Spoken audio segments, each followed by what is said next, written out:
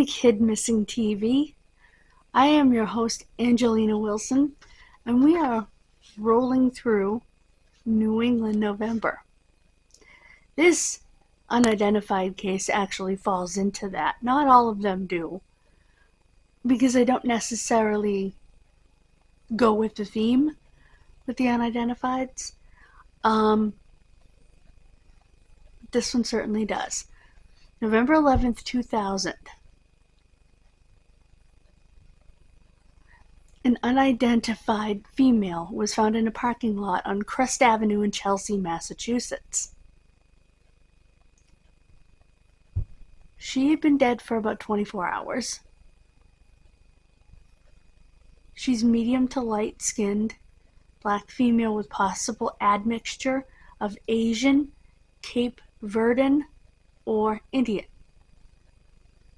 She was between 17 and 25 years old. She stood 5'2" to 5'5" and weighed around 100 to 130 pounds. She had short black hair with a reddish tint.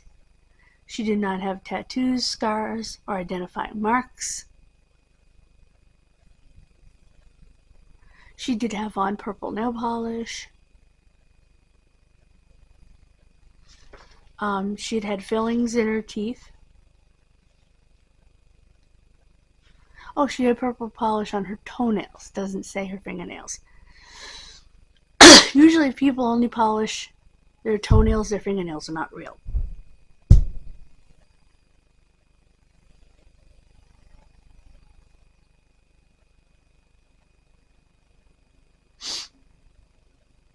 Massachusetts State Police have arrested a suspect in this case.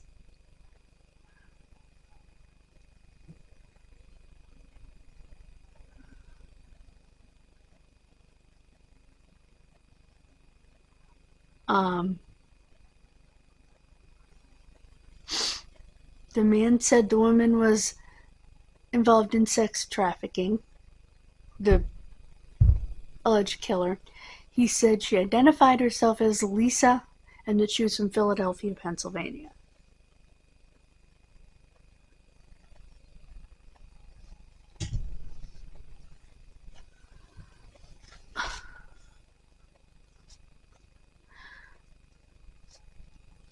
NCMEC, the National Center for Missing and Exploited Children, has done a reconstruction.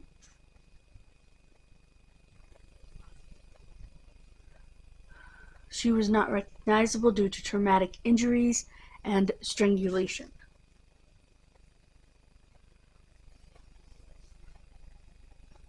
She was black with possible East Indian or Asian admixture,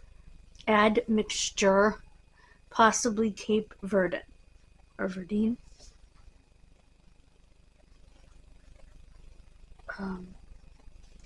Again, 5 foot to 5'5", 100 to 130 pounds. Now it says her hair is brown with a reddish tint, which was dyed, and said she's light-skinned. She was wearing a wig, size 8.5 shoes. She did have an overbite. She had no clothing. There was a carpet found with her. Okay. That address was the soldier's home in Chelsea, which I actually had a relative in a couple of generations ago.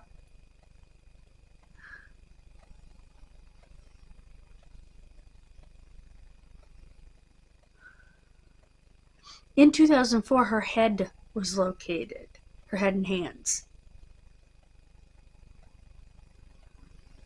on the North Shore in Nahant, Massachusetts, Nahant, or Nahant. Actually, I think it's Nahant. Shoopers, I live here, you'd think I'd know that. They do believe she was a prostitute, but if she was that young, she was trafficked.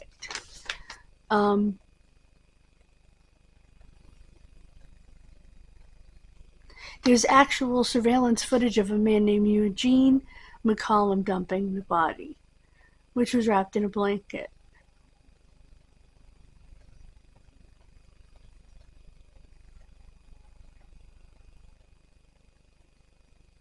Okay, he picked her up in Boston, drove her to his room at the YMCA in Lynn. That's not a huge distance, but it's not close either if you're going to drive it, rather than take the T. He did plead guilty in 2005. They argued over money. He strangled her and apparently dismembered her. So the investigation is in the hands of the Office of the Medical Examiner. And I would imagine medical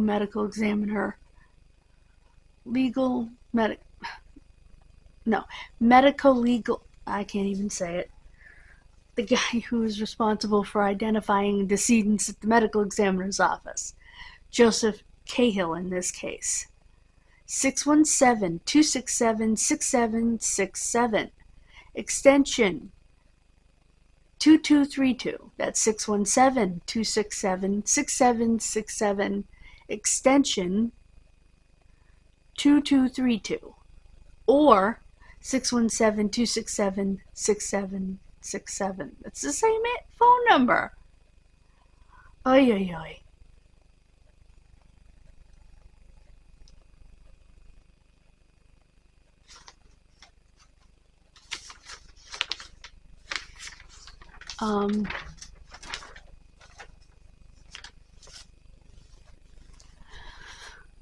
Well, there's no mystery as to who killed this poor lady, but the mystery remains, who was she?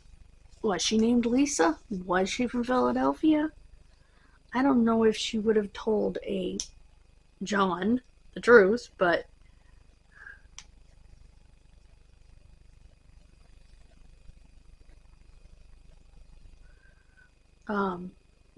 just because they tend to keep who they really are a secret. Although she may have been from Philadelphia. We don't know that. She also could have been local. Although I would think somebody would have come out and said, oh, I know who that is. You know, if we had seen, you know, if her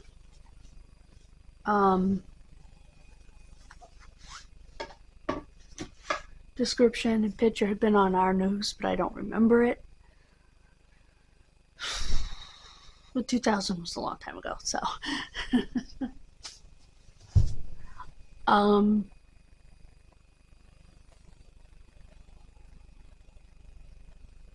don't really know who I might think she is. I do know that Cape Verdon, I believe, is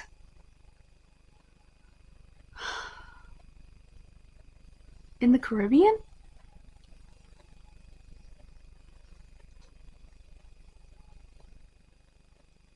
Hold on. They also thought she was partly Indian. Like Indian. Okay. Let's look up Cape Verdon while we're here, guys.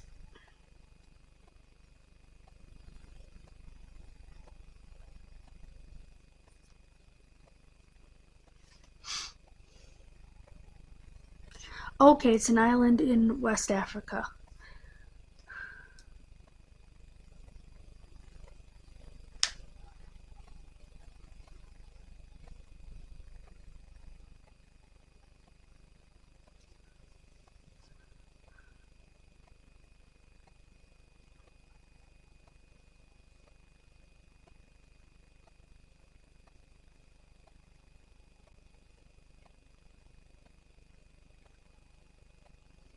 Yeah. People who are native to Cape Verde. Verde. I was wrong. It's not in the Caribbean. It's off of Africa.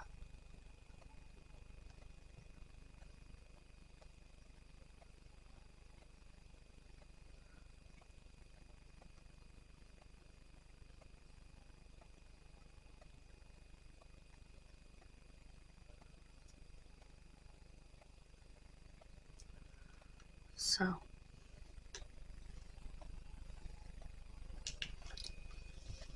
not good.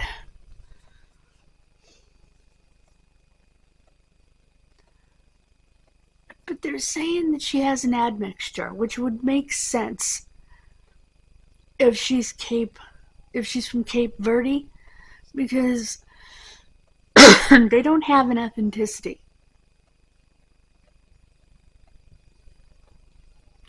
They are an admixture. They are African, obviously. They're also Portuguese, French, English.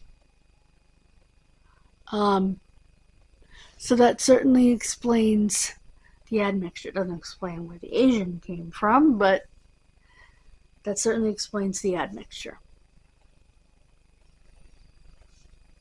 And why she would be potentially lighter skinned.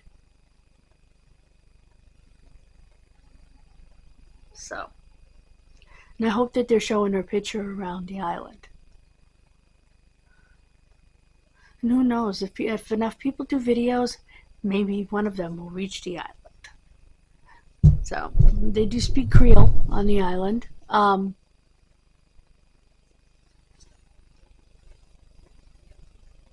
her killer didn't say anything about an accent. We now know he was her killer. He was seen dumping her body, and he pled guilty.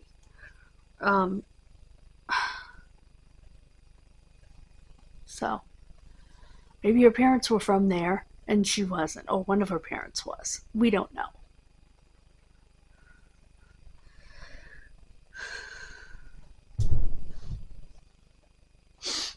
So, either way, hopefully one video or another, whether it's mine or another creator's, will get over there. In case one of her parents is still over there. Or back over there for some reason. So. Or family.